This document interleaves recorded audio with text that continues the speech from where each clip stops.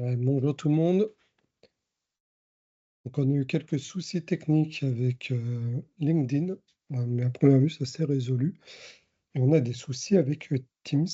On n'arrive pas à faire rentrer les gens. Donc si vous êtes sur Teams, je viens d'envoyer un lien pour basculer sur LinkedIn. Donc déjà, merci à vous d'être présents dans ce webinaire sur la maîtrise et la gestion des équipes et des talents. Donc en gros, c'est comment transformer votre leadership de façon à propulser vos équipes vers l'excellence. On va faire un petit disclaimer rapide. Donc ce disclaimer est simple. Le webinaire est enregistré, sera diffusé sur plusieurs plateformes. Donc s'il vous plaît, ne notez pas d'informations confidentielles dans le chat. Le support a vocation à évoluer. Donc si vous avez des retours, envoyez-moi un petit message. Donc qui je suis? Je suis Stéphane Aklani, moi je suis directeur des systèmes d'information à temps partagé et de transition. J'ai plus de 20 ans, 23 maintenant, d'expérience dans l'informatique de manière générale. Je suis président de l'entreprise CSGSI, qui est membre du groupe Finaxim. Donc moi, je suis directeur externalisé, aussi bien dans la DSI que dans le DAF, DRH, directeur marketing, etc. On intervient dans toute la France et en Suisse francophone. Le but de Finaxim, c'est quoi? C'est de permettre aux entreprises, PME, ETI, de disposer d'un expert pour moins cher qu'un CDI. Je suis aussi fondateur de la marque Starium. Ouais, je vous demande juste une petite seconde, parce qu'il y a un monsieur qui... Voilà, hop. Bon. Donc je suis le fondateur de la marque Starium, qui est une marque qui accompagne et forme au métier du codir. Et c'est avec cette casquette-là qu'aujourd'hui je vous présente ce webinaire. Je suis aussi auteur aux éditions ENI. Depuis mars 2024, j'ai publié un livre qui s'appelle La stratégie informatique pour les PME et les ETI, de la gouvernance et l'innovation IT. Ce livre devient une référence petit à petit. Il est dans les références de quelques thèses professionnelles et il va être le livre référence dans une thèse aussi professionnelle qui va sortir en mars 2025. Donc je suis très fier de ce livre. C'est un livre qui se lit facilement et qui est pour tout public. L'objectif du webinaire, aujourd'hui, ça va être de résoudre des problématiques. On va résoudre en fait le manque d'engagement et de motivation des collaborateurs au sein d'une équipe, la difficulté de communiquer en interne, la gestion inefficace des talents, ça on en reviendra, c'est un peu touchy, la diversité et l'inclusion insuffisante, là aussi ça va être un point où je vais me faire des ennemis, et ensuite la prévention des risques et de la qualité de vie au travail. Et là, je pense que je vais être un peu direct sur certains points. On va commencer par une stat super intéressante. 60% des managers souffrent d'un stress chronique lié à leur position. C'est normal, vous allez voir. Déjà, le manque d'engagement et de motivation. Alors, pourquoi j'ai voulu absolument faire ce webinaire? C'est à cause d'une étude de Gallup, de State of the Global Workplace 2023, sur des données donc, de 2023, et sur la tendance clé pour la France et en Europe. Je vous mets le lien dans le support quand vous aurez accès au replay, vous aurez accès au lien. C'est effarant. Honnêtement, je ne sais pas où on va, mais on ne va pas dans le bon sens. 7% des salariés en France se sentent engagés au travail. 7%. Ça fait 93% qui ne se sentent pas engagés au travail. C'est énorme. Dans le monde, on a une moyenne de 23. Aux États-Unis, c'est 40. Voilà, j'ai que ça à dire. On a un problème. On a un gros problème. On a 26% des collaborateurs qui cherchent un nouveau travail. 35% des salariés estiment que le marché est favorable à l'emploi. Parmi les collaborateurs, on a 74 de démissions qui sont des démissions silencieuses. Ça veut dire quoi? Ça veut dire que du jour au lendemain, vous, en tant que manager, donc on va mettre un terme précis, hein. Quand je dis manager, c'est manager, responsable, directeur, leader, je mets tout dans le même panier, je veux dire manager. Et en gros, donc 74 de démissions silencieuses, ça veut dire que du jour au lendemain, en fait, le mec arrive avec sa lettre de démission, vous avez rien vu venir. Et ensuite, on a la majorité des collaborateurs non engagés, regardez bien la stat, non engagés, sont des managers. Ça veut dire que dans nous, en tant que directeur, les managers qu'on a en dessous de nous, la moitié se sentent pas engagés dans l'entreprise.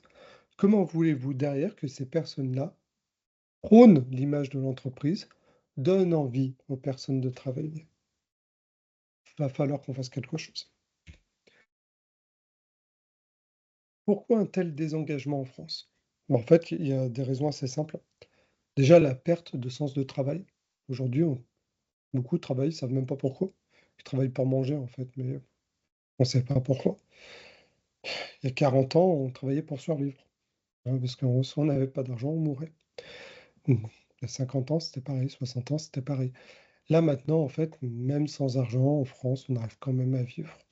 Soit parce qu'on est en couple avec une personne qui a de l'argent, soit parce qu'on a des aides, mais on arrive quand même, en fait, à vivre. Et ça, bah, du coup, ça fait une perte de sens, en fait, au travail. On a un travail maintenant, bah, c'est plus aussi le centre de la vie. C'est-à-dire que, on ne vit pas pour travailler, on vit pour faire du loisir. Ce qui implique aussi d'autres problématiques qu'on verra un peu plus tard. On a on préfère avoir un processus en entreprise au détriment de l'individu. Ça veut dire quoi? Ça veut dire que le processus est plus important que l'individu. C'est lié à quoi? Bah, c'est lié au désengagement de ces dernières années. On était vers les 25, puis enfin et on réduit. Et en fait, les personnes avant restaient 20 ans dans une entreprise, 40 ans dans une entreprise. Maintenant, il reste 2 ans. En fait, en 2 ans, le mec, il nous a à peine dit bonjour, on lui a appris tout ce qu'il avait à savoir et il se casse. En fait, ce désengagement-là est un problème.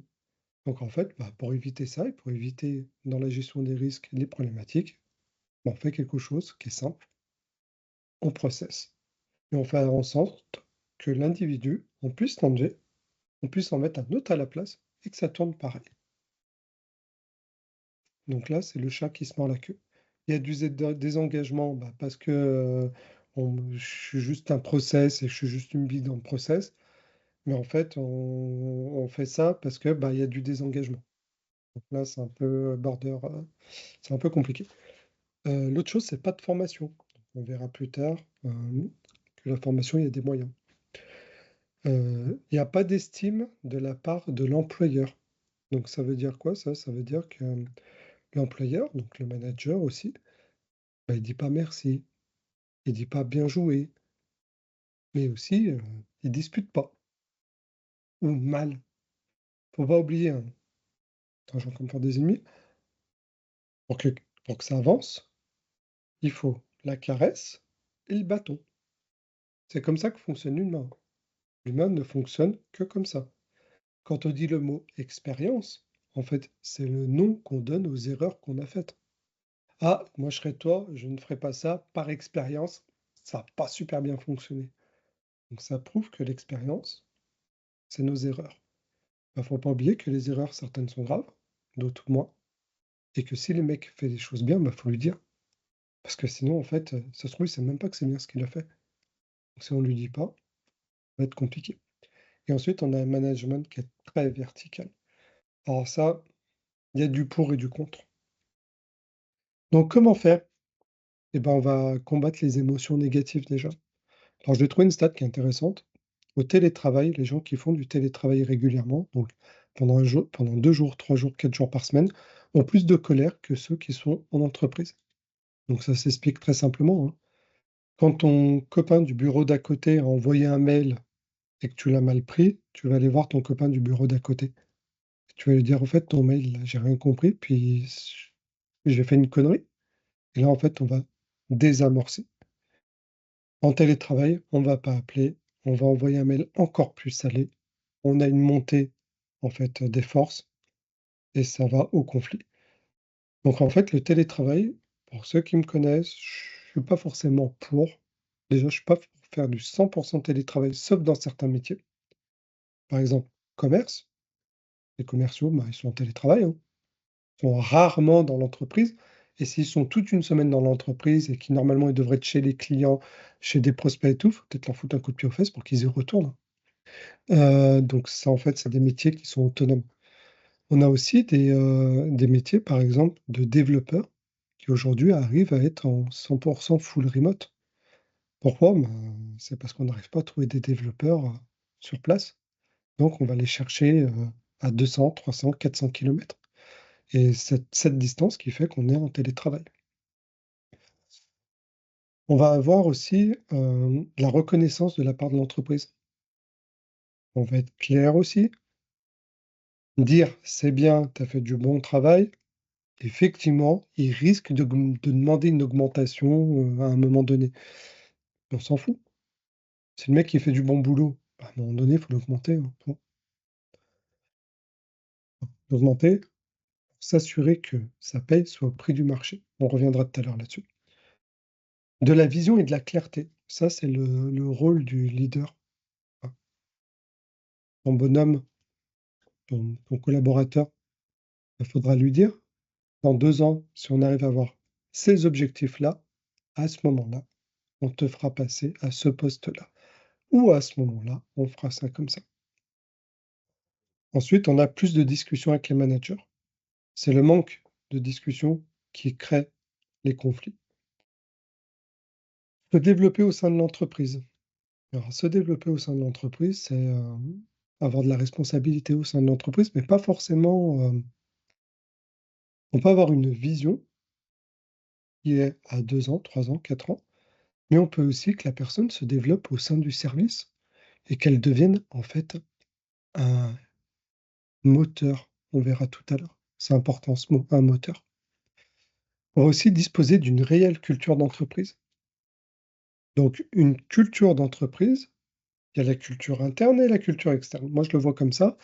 Là aussi, il y en a qui vont pas être d'accord avec moi. La culture d'entreprise interne, c'est des règles. Voilà, c'est dit, c'est vos règles. Si dans la culture de l'entreprise, on ne fait pas de télétravail le vendredi, eh ben, en fait, c'est une règle.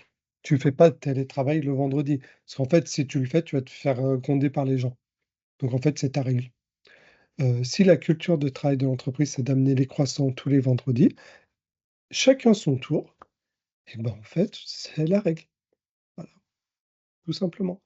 Et la culture d'entreprise externe, en fait, c'est comment les clients et les externes voient votre entreprise.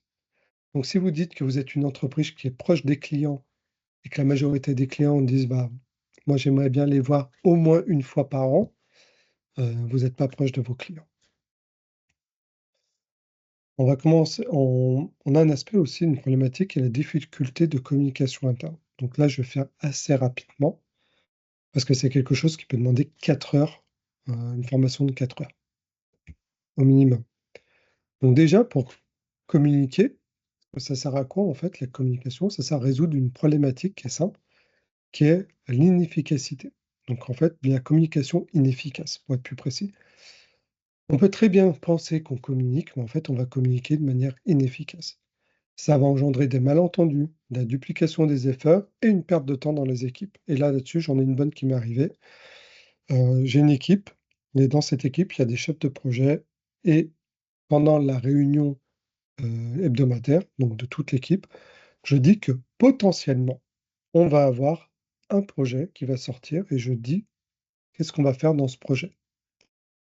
La semaine d'après, je m'aperçois, donc là, je m'aperçois que j'ai 2 chefs de projet qui ont commencé à travailler sur ce projet potentiel et qui, en plus, ne se sont pas concertés, donc ont fait chacun des choses différentes. Donc là, ça a été où est-ce que j'ai merdé, entre parenthèses, hein, désolé du mot, dans ma communication. Un projet potentiel. Il est potentiel, donc on va pas commencer à travailler dessus. Et malgré les stand-up, ils m'en ont jamais parlé. Pourquoi? Parce que c'est un projet qui leur tenait à cœur et qui voulaient commencer à faire qui voulaient jouer là-dessus. Ils voulaient commencer à jouer, en fait. Mais du coup, ça a fait duplication d'efforts, perte de temps. Donc j'aurais dû être un peu plus précis en disant que ce projet potentiel, il ne fallait pas commencer, mais que s'il y avait des gens qui seraient intéressés pour en être le chef de projet, bah, qu'ils viennent me voir. Donc les solutions aussi, on a la mise en place d'outils collaboratifs comme Teams, Trello, Slack, peu importe. Ça sert à quoi? Bah, ça sert en fait à centraliser les échanges, centraliser l'avancement au suivi des projets, etc. Mais surtout, ça sert à tracer la communication. Vous savez, la fameuse communication de tiens, au fait, lundi, je pense on devrait aller chez ce client, patati patata. Et le lundi, bah, au lieu d'être 4, on est 2. Ils sont où les autres? Ah, mais j'ai oublié. Ah, bah, je l'avais pas mis. Ouais, bah, la prochaine fois, en fait, on crée un rendez-vous, agenda, on communique sur l'outil, et comme ça, il n'y a pas d'oubli. On va s'assurer que le message est bien passé. Donc, s'assurer que le message est bien passé, en fait, on peut le faire en questionnant la personne ou tout simplement en demandant de reformuler. Donc, reformuler, ça veut dire ne pas utiliser les mêmes mots que ce que la personne a dit. Si on dit par exemple, demain on a rendez-vous à 14h chez le client Y, bah, faut que tu me reformules ça. Bah, c'est pas demain on a rendez-vous à 14h chez le client Y. D'accord?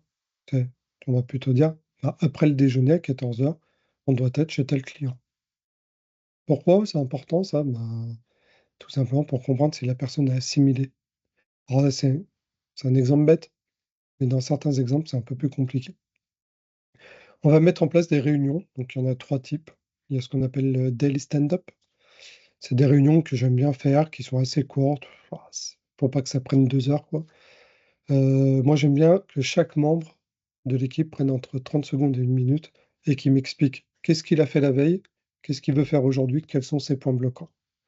Et ensuite, les points bloquants, on en discute après la réunion et pas pendant. D'accord? Ça permet de synchroniser les équipes, de voir sur quoi ils vont travailler, de se dire: «Bah non, toi, en fait, tu vas travailler là-dessus et pas là-dessus». On va avoir aussi des réunions hebdomadaires ou bimensuelles sur le suivi des projets, le suivi de la gestion des priorités.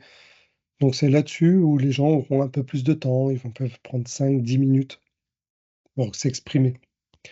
Et c'est des retours qui sont importants, ça permet de s'assurer que toute l'équipe est au même niveau d'information. Et en fait, le feedback continu. Donc le feedback continu, en fait, ça veut juste pouvoir encourager les échanges entre les membres de façon régulière et bah, ça permet de prévenir une certaine problématique, problématiques futures, des problématiques actuelles et tout ça, en fait, ça permet de descendre le niveau, en fait, de conflit. On va parler maintenant de la gestion inefficace des talents. Donc déjà, je vais vous donner une marche à suivre qui est borderline RH. Ceux qui me connaissent parmi vous, il y en a quelques-uns, on va déjà identifier les talents. Alors déjà, tout le monde a un talent. Après, ce qu'il est nécessaire pour l'entreprise. Certains talents peuvent se dévoiler plus tard, mais typiquement, une personne qui a un talent d'embêter tout le monde, non, bah, c'est pas nécessaire à l'entreprise, hein. Donc j'espère que pour vous, il a d'autres talents ou qu'il a d'autres compétences. Et le talent est différent des compétences. Un talent, c'est inné, une compétence, ça s'acquiert. Mais attention, un talent, c'est quoi? C'est uniquement quelque chose qu'on fait et que la personne brille dans ce quelque chose, qu'elle s'épanouit. Je prends un exemple, le dessin. Le dessin, il y en a qui ont un talent inné pour le dessin. Ça veut dire quoi? Ça veut dire que quand ils dessinent, ils aiment ça. Ils s'amusent, c'est une passion. Bah, c'est ça un talent. Par contre, si on tire trop sur la corde, ça fait un burn-out. Et là, à ce moment-là, eh ben, ils perdent leur talent. Ils n'ont plus envie de faire. C'est 2 ans, 3 ans, 4 ans avant de se remettre à dessiner. C'est très compliqué. Mais par contre, on peut l'acquérir aussi, le dessin. On peut apprendre à dessiner. Et c'est pas parce qu'on n'a pas le talent qu'on sera moins bon. Non. C'est juste qu'on va pas rayonner de la même manière. On va pas y mettre la même énergie. On peut avoir quasiment le même résultat. Donc pourquoi on cherche un talent? Bah, c'est pour l'engagement, uniquement. On cherche des compétences, donc si on cherche quelqu'un qui est, moi par exemple, un technicien de niveau 1 qui va prendre de la prise d'appel téléphonique toute la journée, bah, c'est un talent pour moi. Dès que j'en ai un, je le prends.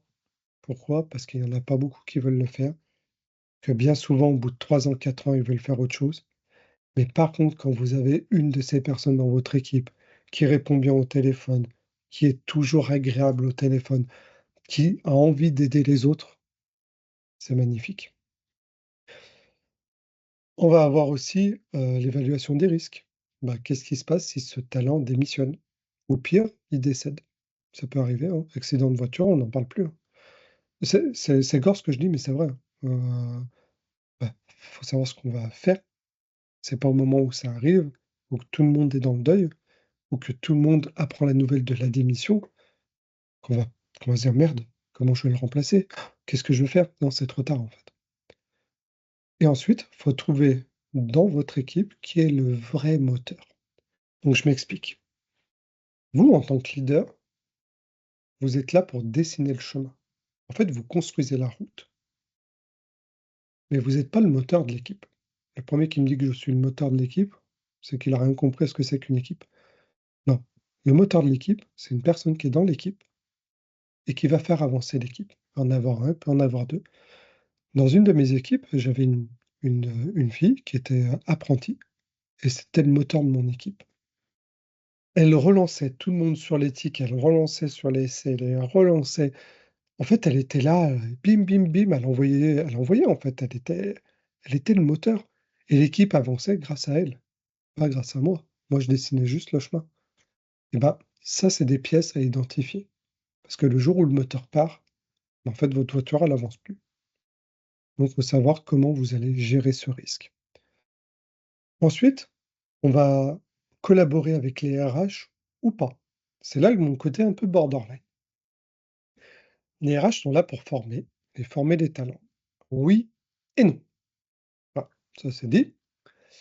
Vos talents, vos collaborateurs, c'est à vous en tant que leader de s'assurer qu'ils se forment. Ils peuvent se former par le compte professionnel de formation.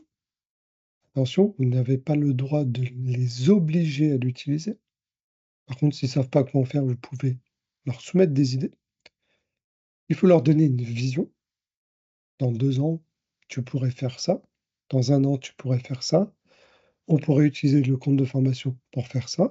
On pourrait te donner 1 heure par semaine pour te former avec des MOOC et choisir un MOOC et que tu le suives. Donc un MOOC, c'est massivement online, Open Online Course. Donc c'est des cours en ligne massifs.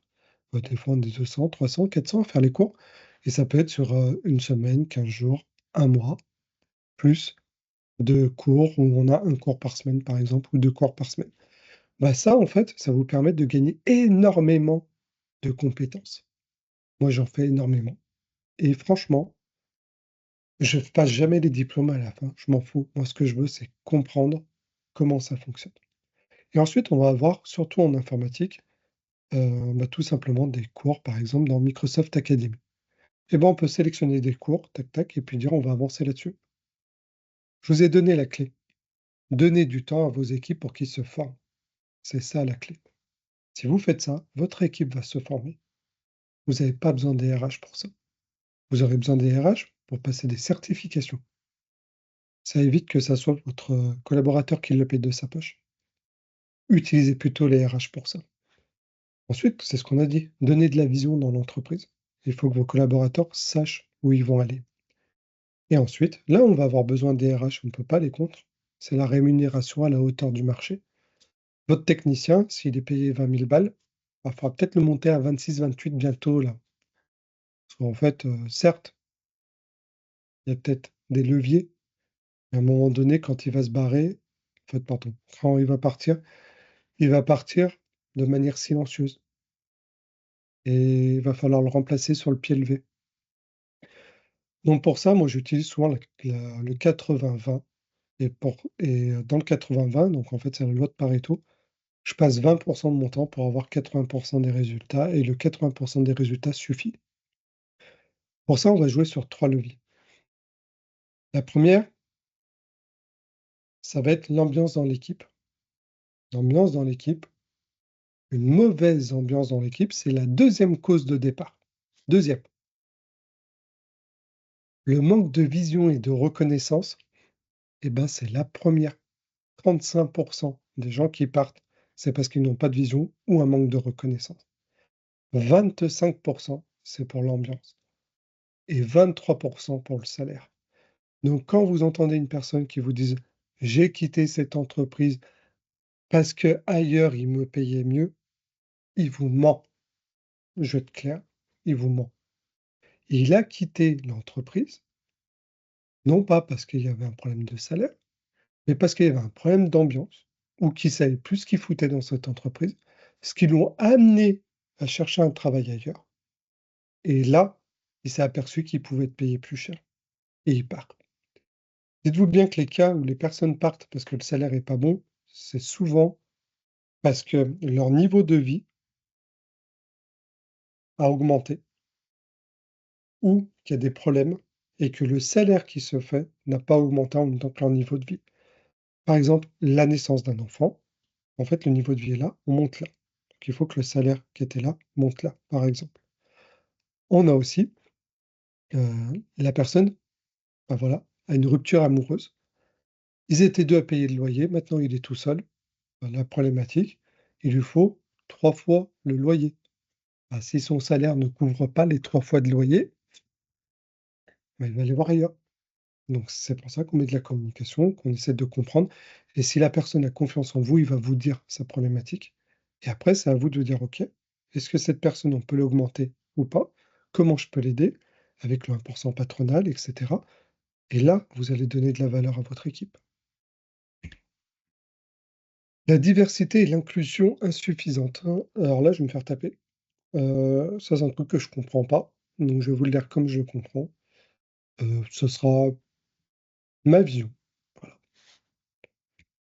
Ma vision, c'est simple, c'est qu'on est tous des humains et en partant de ce principe, je vois pas pourquoi on devrait parler de la diversité. Alors du coup, je pense qu'on le prend pas dans le bon sens. La problématique, c'est quoi? C'est qu'en l'absence de diversité au sein d'une équipe, en fait, bah, on a un manque de vision. Je m'explique. Aujourd'hui, on parle souvent des micro-communautés. C'est quoi? C'est par exemple l'extrême droite, l'extrême gauche, l'anticapitalisme, les capitalistes, l'anticommunisme, les communismes, et cetera. Et en fait, c'est des personnes qui sont dans des sphères, qui se montent la tête entre eux, où tout le monde a la même vision, tout le monde a la même vision du monde, tout le monde pense que ça doit être comme ça et pas autrement. Et résultat, eux, ils pensent qu'ils ont tous raison. Voilà. Et bah du coup, ça amène à des choses qui sont un enfermement. Ils s'ouvrent plus aux autres et ça amène d'autres problématiques. Du coup, dans une entreprise, le fait d'avoir que des profils qui sont strictus identiques, en fait, on n'a plus de créativité et d'innovation. Tout le monde pense pareil. Donc en fait, personne ne va les challenger intelligemment. Des difficultés à attirer et retenir des talents diversifiés. Bah oui, parce que pareil, hein, manque de sentiment d'appartenance chez les collaborateurs. Si tout le monde pense blanc, à un moment donné, il y en a un qui dit non, moi je pense que c'est violet la vraie couleur, là, sur ce coup. On devrait essayer en violet, bah, une fois, 2 fois, 3 fois, il se barre. Donc les solutions, c'est quoi? Bah, en fait, c'est de recruter activement des talents diversifiés, de favoriser une culture d'inclusion. Donc ce qu'on disait, valoriser, former, communiquer, promouvoir l'équité et puis mettre en place des valeurs, mettre en place des initiatives pour la diversité. Donc là, c'est plus au niveau entreprise, mais on peut le faire aussi au sein de son équipe. Moi, j'ai eu une entreprise où on avait plusieurs personnes et en fait, on allait manger donc j'avais un indien, on allait manger indien Il nous a parlé aussi de son pays. Donc lui, c'était un vrai Indien, hein, c'était un vrai hindou qui est venu en France. Du coup, on a parlé de son pays, etc. On a eu aussi un Algérien. On allait manger des couscous, tout ça.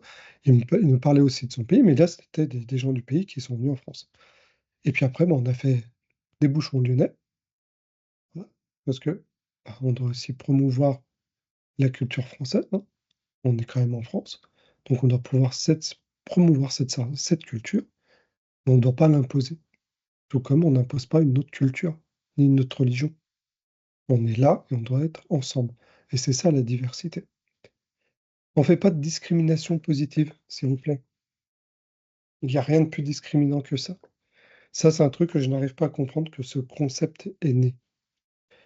La discrimination positive, c'est-à-dire que si on prend un Africain et un Blanc, à poste égal, quoi qu'il se passe, on va prendre l'Africain. Ou que si c'est une fille et un mec, bah, quoi qu'il se passe, on va prendre la fille. Je suis pas d'accord là-dessus. Moi, je marche au feeling. Je ne marche pas à la couleur ou au sexe. Qu'est-ce que je veux dire par là? Mes entretiens, pour ceux qui en ont fait, bon, je crois que parmi vous, il n'y a aucune personne qui a fait un entretien avec moi. En fait, moi, mon entretien, les questions RH, je m'en fous complètement. Quels sont quels sont vos trois points forts, quels sont vos trois axes d'amélioration, etc. Tout ça, je m'en fous en fait. Moi, ce que j'ai besoin, c'est quand je viens, si j'ai besoin d'un technicien de niveau 1, eh ben, on va échanger. Et petit à petit, je vais lui poser des questions sur le métier, comment il aurait fait ça, etc. Mais dans l'échange. Et à un moment donné, je sais s'il va convenir au poste ou pas. Et moi, je m'en fous en fait de son origine. Je m'en fous que ça soit une fille ou pas. Moi, ce que j'ai besoin de savoir, c'est si la personne, quand je vais la prendre et que je vais l'embaucher, quand je vais la mettre dans mon équipe, est-ce que ça va être une pièce que je rajoute en plus dans ma voiture qui va me permettre de faire avancer plus rapidement, qui va me permettre d'avoir une meilleure qualité de conduite, ou est-ce que ça va être un frein et pire, quelqu'un qui va dévisser les boulons pendant qu'on est en train de conduire? Moi, c'est juste ça que j'ai besoin. Donc c'est pour ça que je n'arrive pas à comprendre cet aspect. Hem, donc ça, c'est un aspect qui est plutôt pour moi côté RH. Mais vous, en tant que manager, vous devez respecter ce que vous ressentez lors des entretiens. S'il y a une personne, et je peux vous assurer que si vous avez une personne lors d'un entretien qui vous plaît et que vous dites: «Lui, il serait bien», mais qu'il a pas les qualifications, qu'il a pas le diplôme, rien, testez-le, prenez-le, mais soyez franc avec lui. Tu n'as pas ça, tu n'as pas ça, tu n'as pas ça, mais j'ai envie d'être avec toi, j'ai envie de te tester. Donc je te prends, on fait un test de 3 mois. Si 3 mois, tu arrives à me dire: «OK, ça va», on refait 3 mois et après on t'embauche et c'est comme ça qu'en fait que vous allez avancer. C'est comme ça que vous allez arriver à construire votre équipe. Et il y a aussi un autre truc, j'en parle pas plus loin, donc on va le dire maintenant. Oubliez pas, je vais me faire taper, ce n'est pas au RH de recruter, c'est à vous en tant que manager. C'est votre équipe. C'est à vous d'aller recruter des talents. C'est à vous de discuter avec des gens. C'est à vous de réseauter. C'est à vous de comprendre qui est sur le marché. C'est à vous d'anticiper les besoins de votre équipe. Et du coup, c'est à vous de prendre les bons profils. Qu'est-ce que j'entends par là? Si vous avez déjà fait du recrutement et que vous êtes déjà passé par LinkedIn, vous mettez un post LinkedIn, vous avez 200 CV. Là, vous pouvez dire merci au RH pour faire le tri, d'accord? Sauf que dans le tas, il y avait peut-être la personne qui aurait fait blim. Vous en savez pas. Parce que de toute façon, si vous demandez un bac+2, tous ceux qui n'ont pas un bac+2, on les enlève. Si vous demandez, moi j'en sais rien, 5 ans d'expérience et que les mecs, ils ont pas 5 ans d'expérience, on les enlève. Non, non, non. Soyez actifs. Allez chercher d'avoir des talents. Discutez avec les gens. S'il y en a un qui vous dit: «Ah bah, dans telle entreprise, il y a monsieur un tel là. Putain, lui, à ce qui paraît, il est bien». C'est bien. Vous savez qui prendre pour la prochaine fois. Vous savez avec qui commencer à discuter. Vous vous êtes pas un cabinet de chasse, vous êtes pas un cabinet de recrutement. Moi, je suis DSI et j'ai déjà des discussions avec des personnes Et je sais que le jour où j'en ai besoin, je pourrais leur proposer. Je sais qu'ils sont ouverts parce qu'on discute. Et c'est comme ça que je fais mon réseau. Parce que le jour où j'ai besoin d'une personne, j'en ai pas besoin dans 6 mois en fait. J'ai pas le temps de lancer une campagne pour faire les trucs, recruter la personne, attendre 3 mois. Donc déjà, on attend 2 mois le temps que les CV, les machins. Ensuite, on attend 3 mois parce que le mec, s'il a commencé à faire son truc, il a 3 mois de délai. Donc, j'ai pas forcément le temps. Donc, en fait, faut prendre de l'avance là-dessus. Et moi, j'ai 3 gros axes d'intervention. Enfin, j'en ai un peu plus, mais j'ai tout l'Auvergne-Rhône-Alpes. Donc, dites-vous bien que vers Grenoble, je connais des profils, vers Lyon, je connais des profils, vers Clermont, je connais des profils, en fait. Et tout ça, ça permet que le jour où j'ai besoin, et ben, potentiellement, je peux directement aller les voir et leur dire, écoute, j'ai une opportunité pour toi, c'est ça. Et vu qu'ils me connaissent, ils savent que ça ne sera pas du flanc. Et que si je leur dis OK, bingo, c'est OK, bingo, on y va. Parce que je suis sûr qu'on ira. Après, est-ce que ça marche ou est-ce que ça marche pas, c'est encore autre chose. Mais ça, c'est une vraie clé. Ça, c'est un vrai secret que je viens de vous donner là. Et ensuite, la dernière chose qu'on ne fait pas, c'est recruter. On recrute pas un sexe, mais un talent. C'est ce que je disais. Qu'est-ce que ça veut dire? Euh, Ça veut dire qu'on ne recrute pas un mec parce que c'est un mec, on recrute un mec parce qu'il va apporter dans l'équipe. Et ça va faire la différence. Pensez, si vous avez, en informatique, on a souvent que des équipes de mecs, hein. On va être très clair, c'est que des hommes. Et ben, je peux vous assurer que quand j'ai une fille qui postule, automatiquement, je me dis qu'est-ce qu'elle pourrait apporter à l'équipe si on l'embauche. Et ben, je peux vous assurer que rajouter de la diversification dans l'équipe, ça va vous permettre d'avoir une autre méthode de pensée, de deux, de voir la personne, vu qu'elle va penser différemment, en fait, elle va proposer des solutions différemment. Et ça, honnêtement, moi, je me dis, enfin, c'est que du bonheur. C'est que du bonheur. Du moment que vous avez le feeling avec une personne, prenez-la. Maintenant, on va faire la prévention des risques et la qualité de vie au travail. Alors là aussi, j'ai encore me faire des amis. Donc, la prévention des risques et qualité de vie au travail, c'est mes problèmes toujours sans S. Pour celui qui me connaît, je le mets rarement le S à problème. C'est le stress, c'est l'épuisement professionnel, donc du burn-out. Ça va être la baisse de satisfaction, de la motivation, les risques juridiques, etc. Et en fait, les conséquences, c'est quoi? Bah, c'est une augmentation de l'absentéisme, mine de. C'est une baisse de productivité. On estime, alors, deux stats. Le télétravail, on estime que c'est 25%, donc 3 jours de télétravail par semaine, 25% de productivité en moins. Perso, de mon côté, 3 jours de télétravail par semaine, c'est plutôt 50% de productivité en moins que j'ai vu. Sauf que c'est de la productivité qui est en moins, mais derrière, les personnes sont plus motivées quand ils reviennent au travail. Un effet qui est un peu bizarre. Alors, le télétravail, oui, c'est ce qu'on disait, pour aider les personnes, par exemple, dans la qualité de vie au travail. S'ils doivent, je vous dis n'importe quoi, le vendredi, partir à leur maison de campagne à 16 heures parce qu'ils doivent éviter les bouchons, bah, qu'ils aillent faire du télétravail. Par contre, ils commencent à 7 du mat, où il récupérera la semaine d'après. En fait, c'est de jouer en bonne intelligence. Si vous jouez en bonne intelligence, je peux vous assurer que votre équipe, elle va rester. Donc, augmentation de l'absentéisme, baisse de productivité et augmentation des accidents du travail et des maladies professionnelles. Donc, que ça soit clair, c'est là où je me dis que je vous fais des ennemis des fois. L'entreprise, c'est pas un club de vacances, hein, c'est pas le club Med. Ah, désolé.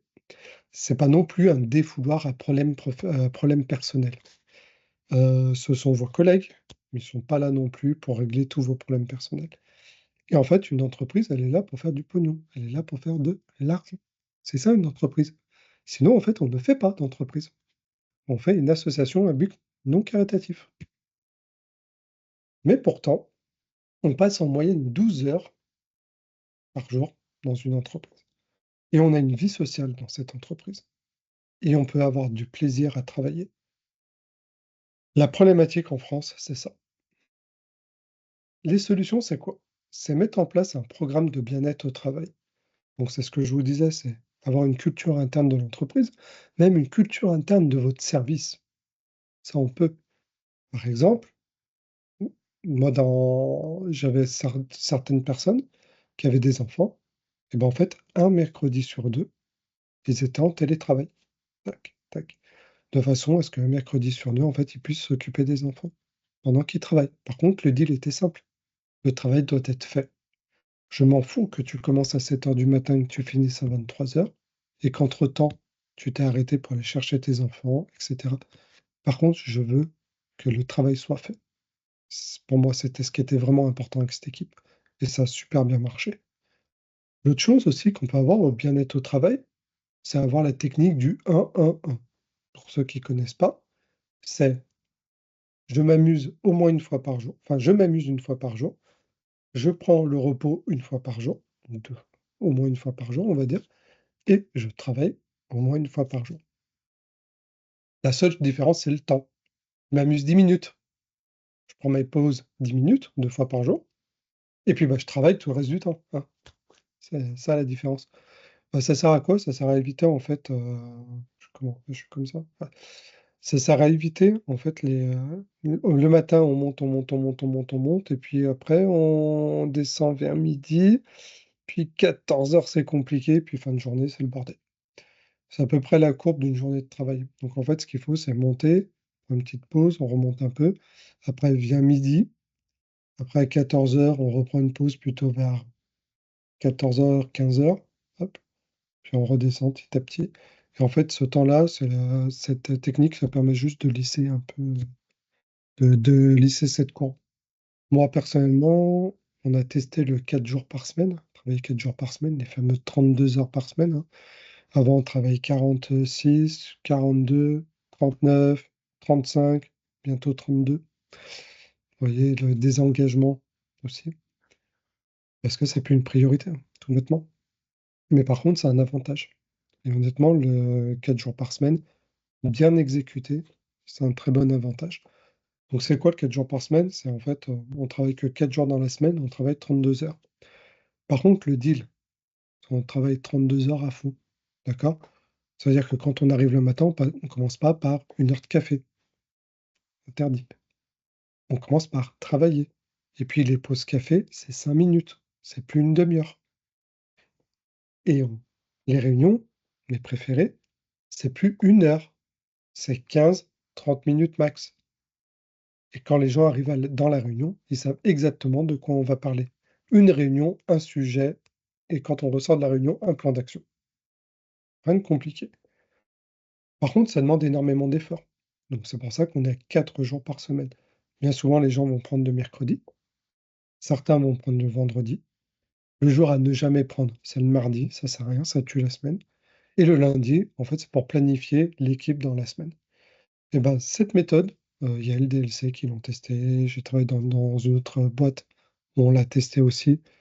Honnêtement, en tant que manager, c'est un peu plus compliqué parce qu'il faut gérer un planning, etc. Par contre, le jour off est un jour off. C'est-à-dire que votre équipe, le jour off, n'a le droit de vous déranger que pour les urgences. Sinon, elle ne vous dérange pas. Et vous n'avez le droit de déranger les membres de votre équipe qui sont au jour off, donc le jour où en fait on ne travaille pas, uniquement pour les urgences. D'accord? On va aussi donc oui, donc favoriser l'équilibre vie professionnelle et vie personnelle.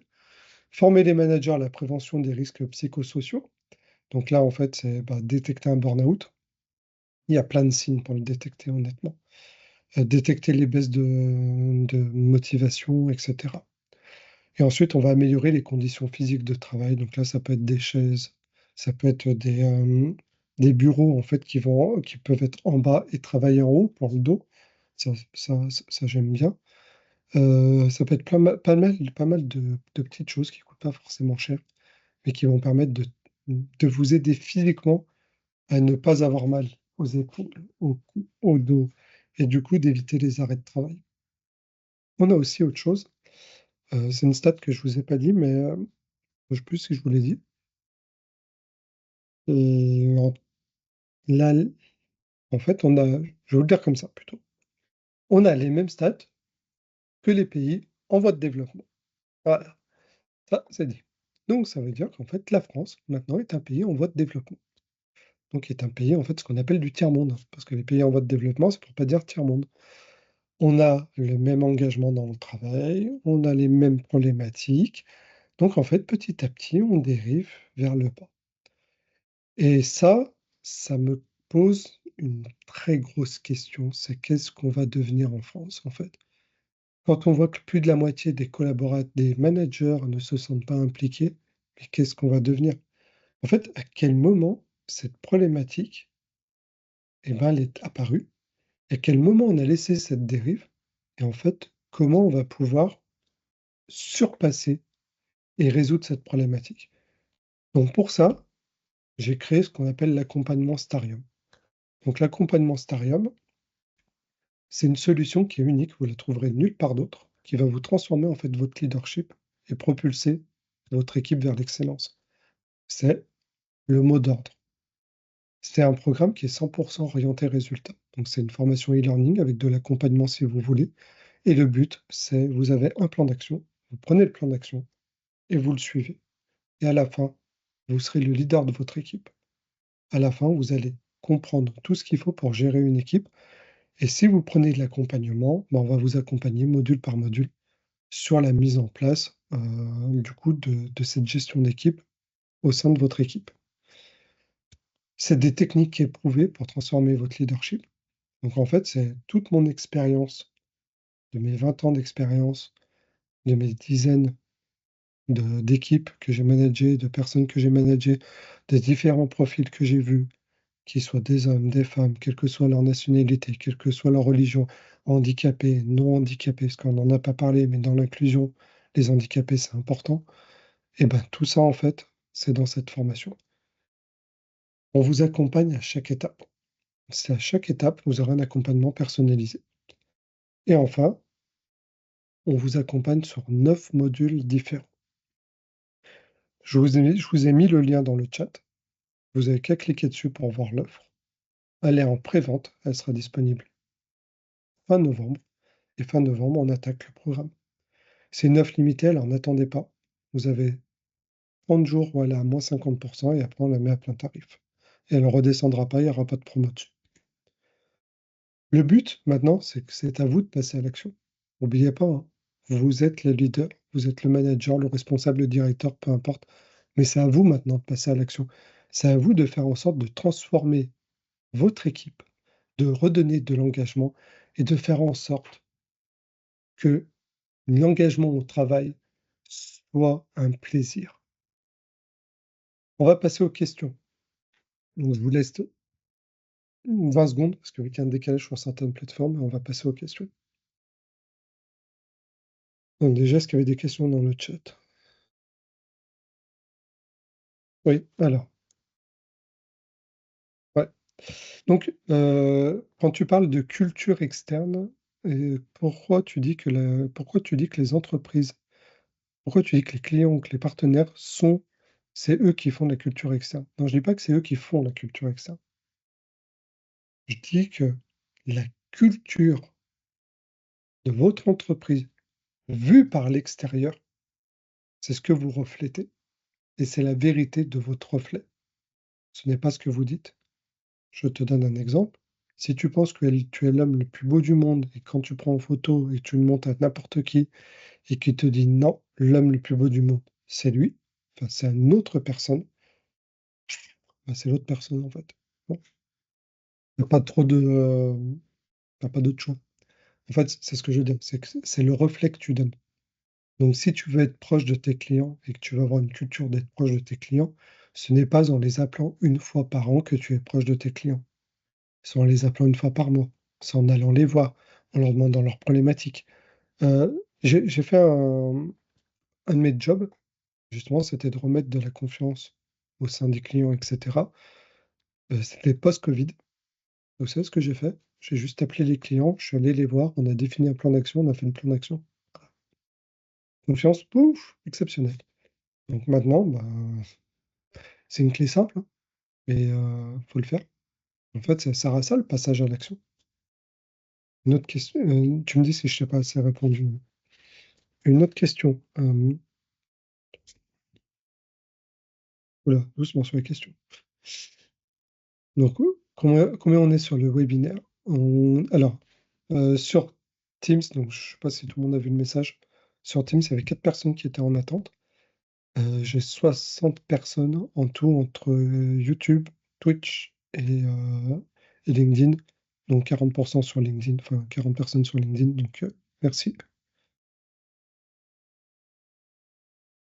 Mhm.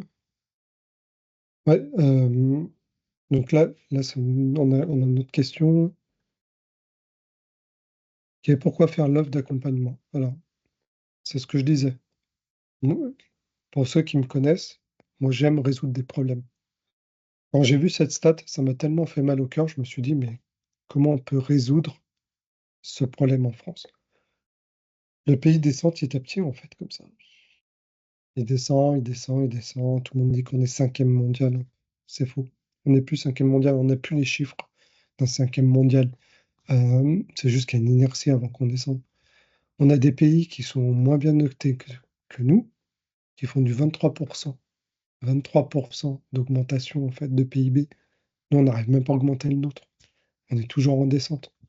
Euh, on est dans une phase, en fait, où on laisse faire. Il y a du laxisme. Et en fait, le problème de ça, c'est que quand on voit que plus de la moitié des managers ne se sentent pas impliqués dans l'entreprise, qu'il y a plus de 72% de démissions silencieuses, à un moment donné, il faut stopper, en fait. C'est ça l'hémorragie. C'est parce qu'il y a ça qu'en fait, derrière, eh ben, on crée des process à la con. Désolé de vous le dire, pourtant j'en crée des process, hein, je les automatise. On crée des process, entre parenthèses, à la con, qui font qu'on n'a plus de valeur, qu'on veut remplacer une partie des personnes par ChatGPT. Donc tout le monde aura les mêmes infos. Voilà. Vive la diversité. Qu'il n'y aura pas de challenge et qu'en fait, toutes les boîtes, plus ou moins, vont se ressembler. Il y aura une concurrence un peu bizarre. Et en fait, c'est comme tout, hein. À un moment donné, il va y avoir tous ceux qui utilisent de l'IA, et moi, je l'utilise, tous ceux qui n'utilisent pas l'IA. Et en fait, si vous n'utilisez pas l'IA, vous allez vous faire écraser par ceux qui utilisent l'IA. Donc ça, c'est une grosse problématique. Par contre, la problématique, c'est les métiers que l'IA va enlever. Qu'est-ce qu'on en fait? Moi, je préfère miser sur mes managers, sur mes responsables, sur mes leaders, sur mes directeurs, pour qu'ils influent la bonne méthode et que de cette méthode en naisse non pas une IA qui va remplacer une équipe, mais une IA qui va faire les choses qui ne sont pas intéressantes et que les talents de chacun soient mis à exécution pour enfin qu'on dégage de la valeur et pour qu'enfin on ait 40% d'engagement dans les entreprises. Et tant qu'on n'aura pas ça, eh ben, on va aller dans le mur. C'est simple. Désolé, c'est un peu long comme réponse, mais il n'y a pas d'autre solution en fait. À un moment donné, faut qu'on aide, et c'est de notre devoir en fait. Moi, en tant que DSI, c'est mon devoir d'aider mes équipes, c'est mon devoir d'aider mes responsables, et cette formation n'est ni plus ni moins que le prolongement de cette aide.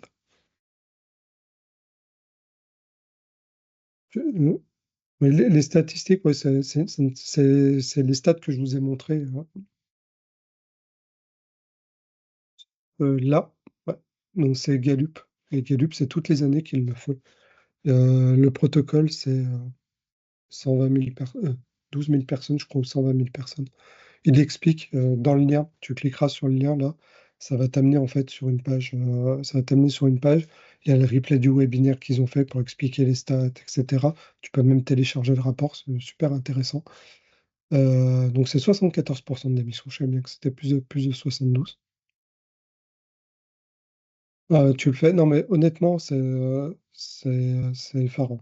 C'est effarant. Tu vois le classement de la France dedans. En fait, ce qu'ils en ressortent, c'est il fait bon de vivre en Europe, mais pas d'y travailler. Alors qu'aux États-Unis, il fait bon d'y travailler, mais moins d'y vivre, en fait. La différence, elle est là. Et il faut arriver à trouver un juste milieu. C'est ce qu'on disait, c'est pas dans les extrêmes qu'on cherche la réponse, c'est entre les deux. Il y a une question intéressante. Tu es une manageuse dans une équipe et le fait d'être une fille peut être un problème. Pourquoi? Pourquoi le fait d'être une fille serait un problème en tant que manageuse? Je te donne un exemple. Angela Merkel, je pense qu'on peut pas dire qu'elle a fait des très grosses conneries. Pourtant, c'est une fille. Enfin, en fait, pose-toi la question de est-ce que tu influes, est-ce que tu as le bon charisme, que tu influes les bonnes choses à ton équipe? Et si tu te sens pas respecté, pourquoi? Ah, c'est ça, c'est une question de respect.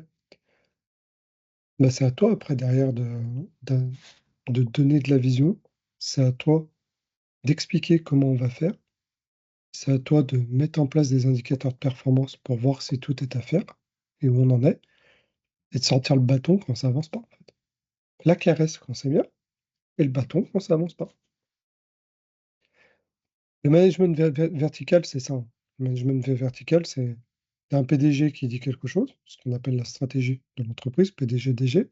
Tu as les directeurs qui vont créer des KPI pour s'assurer que la vision du PDG est correcte, enfin, pour s'assurer que la vision du PDG sera bien faite par rapport aux KPI qui sont proposés. Il le donne au responsable. Le responsable crée des KPI pour s'assurer que le directeur aura la bonne mesure et pourra remonter ça à son DG. Et ensuite, si tu as des managers d'entités dessous, bah, c'est tes managers qui doivent s'assurer que le responsable a bien les bonnes KPI, etc. Et en fait, ça te fait qu'une seule chose, c'est que ce management vertical, en fait, c'est un stress pour beaucoup de personnes. Mais c'est un stress uniquement quand le management vertical est pas bon. Et ce que j'entends pas bon, c'est, par exemple, vous avez un directeur SI, voilà. Vous avez un RSI, donc responsable des systèmes d'information, et vous avez une équipe dessous. Bah, si moi je dis à mon RSI quels sont les indicateurs qui doivent être dans le vert pour telle date, et que je m'arrête là, honnêtement, je ne sers à rien. Ce qu'il va faire, c'est que je vais l'accompagner. Il faut que je sois sûr quand même qu'il fasse, voilà, qu'on bosse ensemble en fait.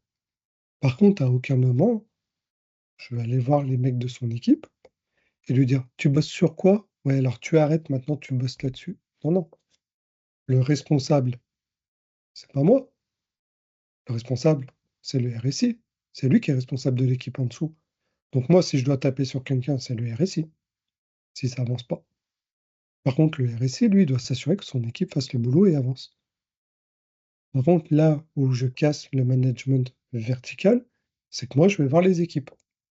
Pourquoi je vais voir les équipes? Bah, pour prendre de la donnée, en fait.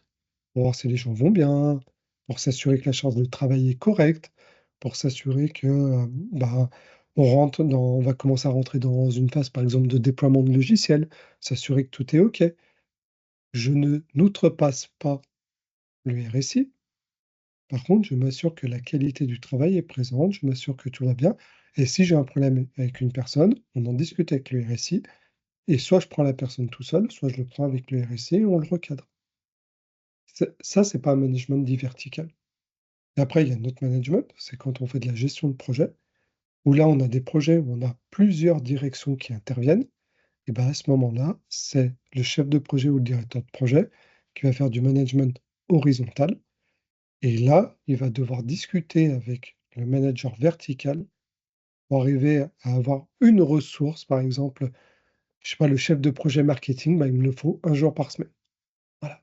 Parce que pour le projet, je sais pas moi, de l'intranet, j'ai besoin de lui. Je dis n'importe quoi, projet CRM, j'ai besoin de lui. Eh ben, on va avancer comme ça. Mais là, c'est de la bonne entente. Et la bonne entente, en fait, ça se fait parce que ben, on, on- on va marketer sa DSI. Là, c'est un autre webinaire que j'ai fait. C'est comment marketer sa DSI, en fait. Je vais juste prendre une question parce qu'on est à la bourre et je suis désolé.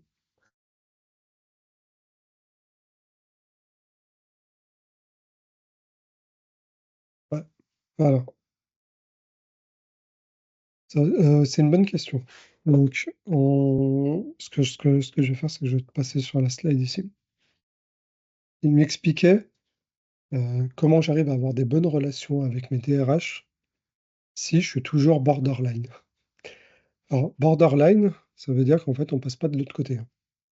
On remplace pas un DRH, on remplace pas un service RH. On va travailler avec eux sur beaucoup d'aspects, mais pas d'autres.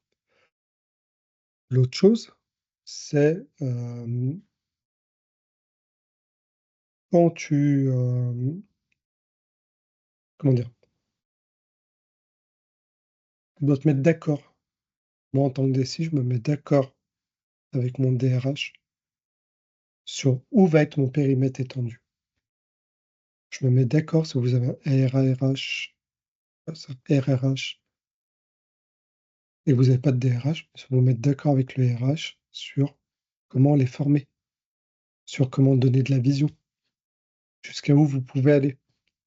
En fait, c'est de la collaboration. Et derrière, vous n'aurez pas forcément tout le temps le DRH présent. Et c'est ça qui est important, c'est comment vous allez donner cette vision. En tout cas, j'espère que ça vous a plu. Ah, il y a plein d'autres questions. Et honnêtement, c'est super. Enfin, là, vous êtes énormément, c'est un sujet qui doit passionner. Je le comprends tout à fait. Euh, enfin, franchement, ça me fait plaisir qu'il y a autant de monde. Tout ce que je peux vous dire, c'est que il y a beaucoup de questions. On refera peut-être une autre séance questions-réponses. Mais en attendant, allez voir l'accompagnement. Si vous êtes manager, que vous êtes dans la merde, que vous comprenez pas ce qui vous arrive, que vous comprenez pas qu'avant vous étiez, je sais pas moi, je vous dis n'importe quoi, administrateur système, et que vous étiez bon et que vous avez mis manager et que du coup vous demandez ce que vous foutez là, allez voir la formation. Si vous pensez que dans votre équipe, il y a quelqu'un qui peut devenir manager, donnez-lui la formation, en fait. Prenez-lui la formation et l'accompagnement, et on va le monter ensemble. Il n'y a que comme ça qu'on va arriver à travailler sur cette problématique. En tout cas, je vous remercie à tout le monde d'avoir suivi. C'était super. Merci pour ce webinaire. Merci pour les questions. Et je vous souhaite une bonne journée.